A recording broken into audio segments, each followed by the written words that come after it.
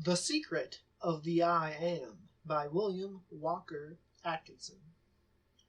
Lord of 1,000 worlds am I, and I reign since time began, and night and day in cyclic sway shall pass while their deeds I scan. Yet time shall cease ere I find release, for I am the soul of man. Charles H. Orr. Many of us are accustomed to thinking of ourselves on the physical plane alone. When we think of the ego, the I of ourselves, we picture it as a human body with organs ranging from the finest, the brain, down to those of coarser atomic structure. To one living on this plane of consciousness, the body is the real self, and the mind but an appendage to the body. Such a man speaks of my mind, or my soul, as he speaks of my hat, my coat, my shoes, as things belonging to him, which he uses, but which are not him.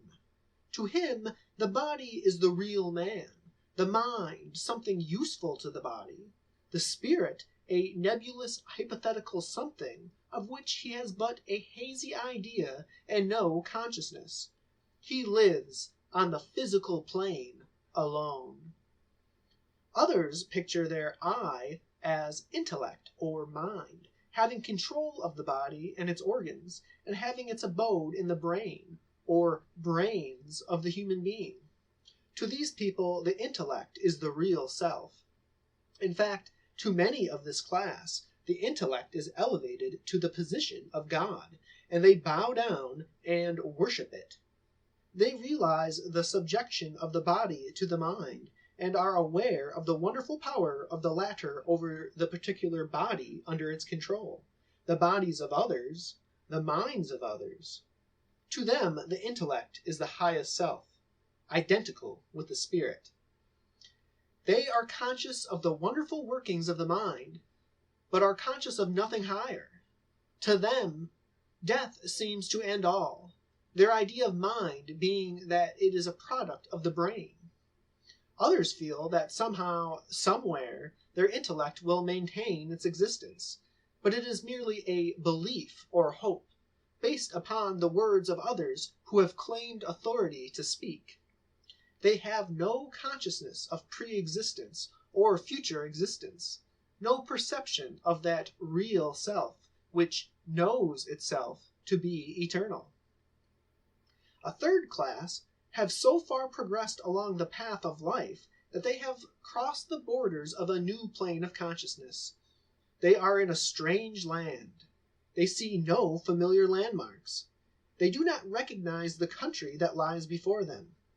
Their friends, whom they have left just a few feet behind across the border, do not seem to realize the difference the short distance has made to those who have traveled it, and therefore doubt the prospect seen from the new point of view. Those who have crossed the border find that they have acquired a consciousness of a real existence.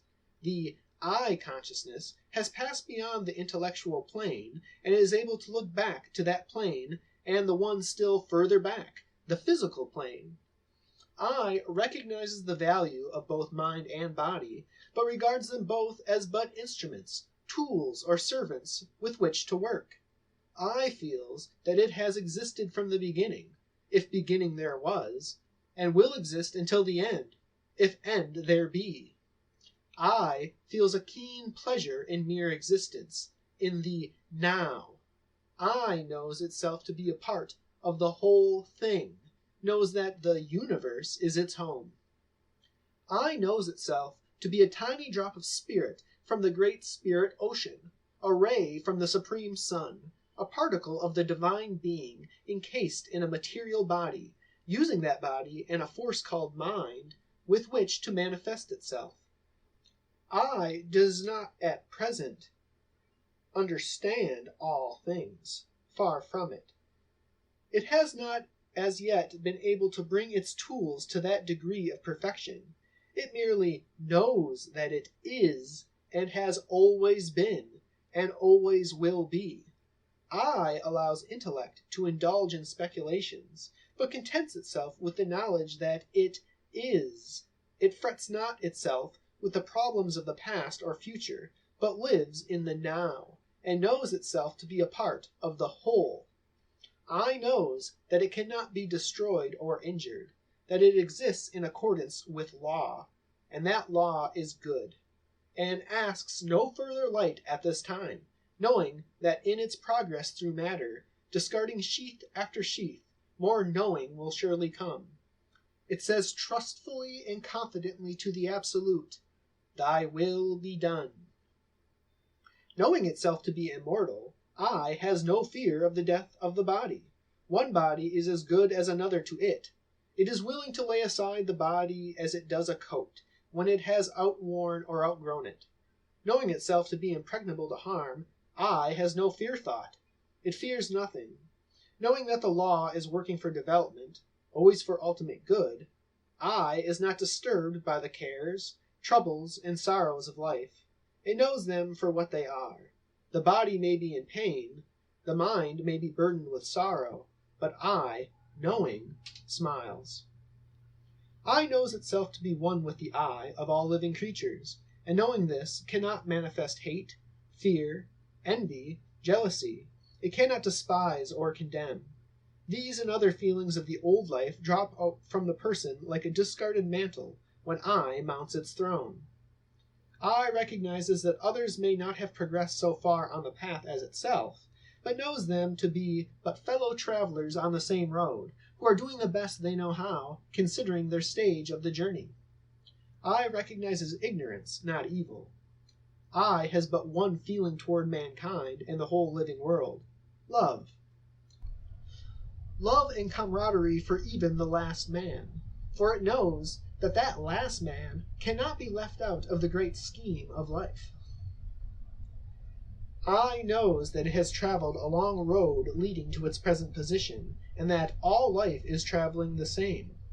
I looks back and sees others covered with the mire and dust of the road, far back on the path, but knows that it has traveled the same stage of the journey, been covered with the same mire and mud. It cannot condemn. I knows that it is but on the threshold of the new consciousness, the borderland of the cosmic knowing, and that far beyond lies regions of marvelous beauty which will be in turn traveled, and then on, increasing in strength and knowing power each day. I sees endless phases of existence opening up to the vision. It cannot at this time understand, but it knows of the existence of the law and is content. I has the courage of intelligent faith, and presses forward cheerfully to the divine adventure. All this and more. To the man or woman who understands, the task of self-development becomes a labor of love, an exalted task rather than the mere selfish striving for power. As the sculptor saw in a block of marble the form of the angel, and was impelled to cut away the surrounding material in order to liberate the angelic form, so may we, seeing the godlike form within us, strive to liberate it. That inner form is the real self, the I. If you have never realized this truth, relax body and mind, and indulge in a little introspection. Turn your gaze inward. Listen to the voice of the Spirit. You will be conscious of a faint recognition of the something within, striving to make itself manifest to your understanding, asking for the proper tools with which to work. Listen. Listen in the silence. Day by day, the voice will grow plainer. Day by day, the light will grow brighter. Your own is coming to you at last. O joy unspeakable! O tears, O laughter!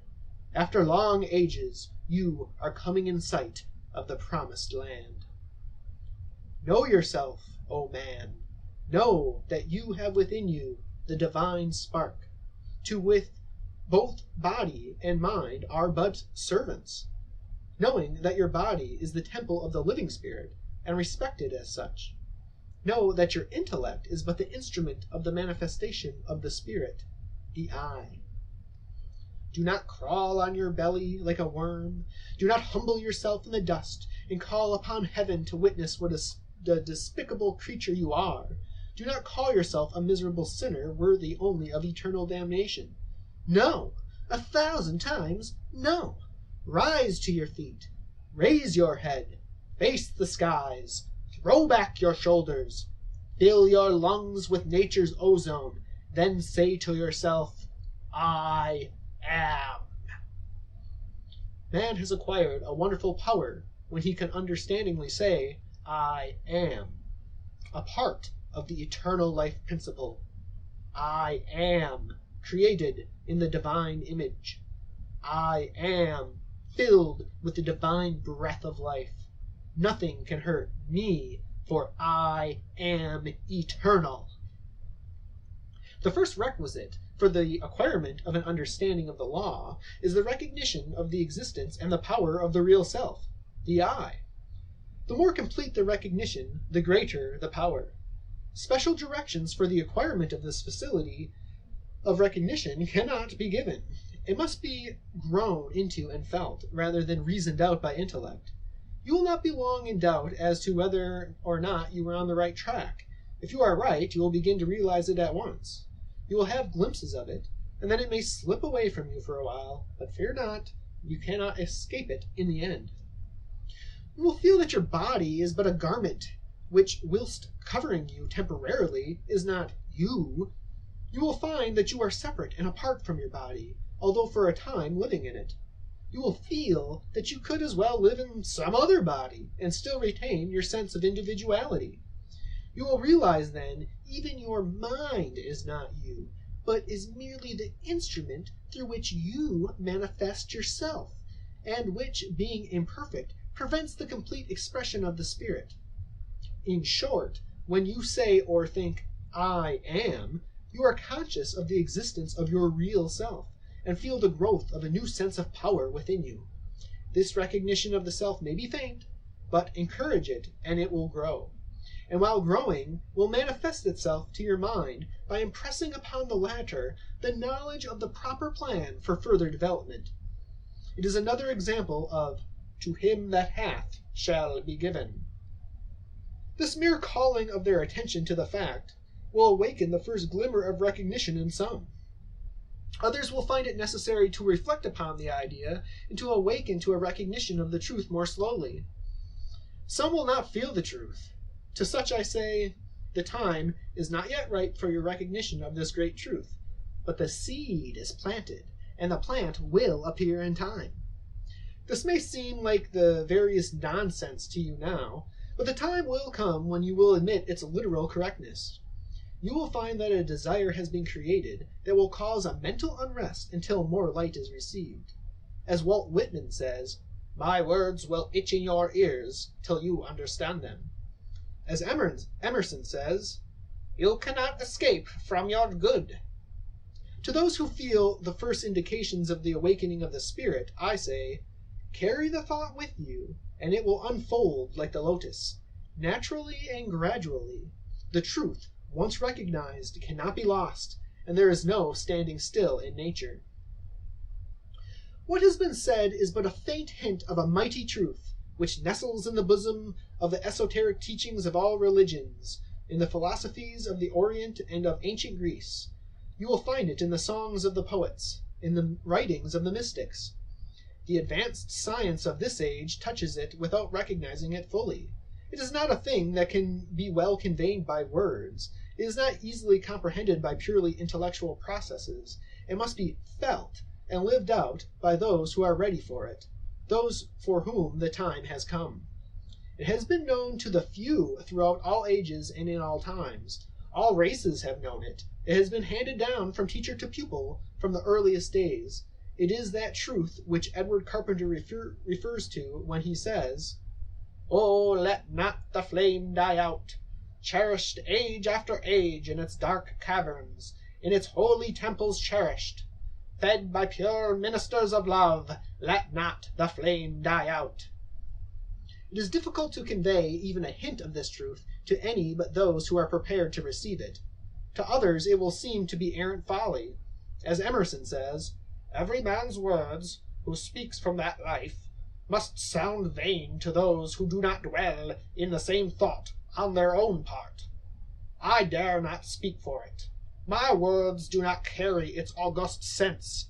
They fall short and cold. Only itself can inspire whom it will."